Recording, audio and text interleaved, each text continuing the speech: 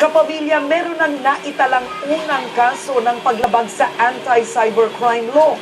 Isa kasing dating call center agent ang nakapag-withdraw ng pera mula sa mga umano'y illegal na transaksyon sa internet. Ibandila mo, Caroline Bongkin. Gamit ang internet, nakakuha si Carla Marines Ignacio ng 150,000 pesos na remittance mula sa Philippine National Bank sa Guam. Ayon sa manager ng PNB doon, May 13, nakatanggap sila ng email na nagsasabing nagkaroon ng transaksyon ng bangko sa mga terorista.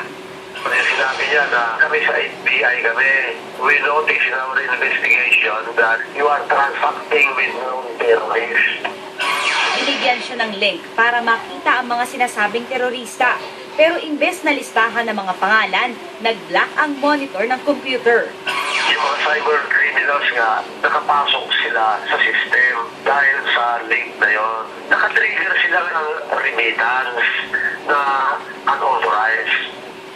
Matapos ito, ilang illegal na transaksyon ang naganap. 3 milyong piso ang pumasok sa magkakaibang bank account. Mula dito, 150,000 pesos na ang na-withdraw ni Ignacio. Kukuha pa sana ulit siya ng pera nang mahuli ng CIDG sa Las Piñas noong May 22. Paano naman ang PNP Anti-Cybercrime Group sa publiko? Huwag basta-basta magbubukas ng mga natatanggap na email. Mula kasi sa mga ipinapadalang link, pwedeng manakaw ang mga personal na impormasyon. Most probably, yung link na yun, merong embedded yun na application or software na kung saan nagkuha ng information. Pinasuhan si Ignacio ng paglabag sa Cybercrime Prevention Act dahil sa computer-related forgery pero nakapagpiyansa rin ito. Caroline Bonking, ABS-CBN News.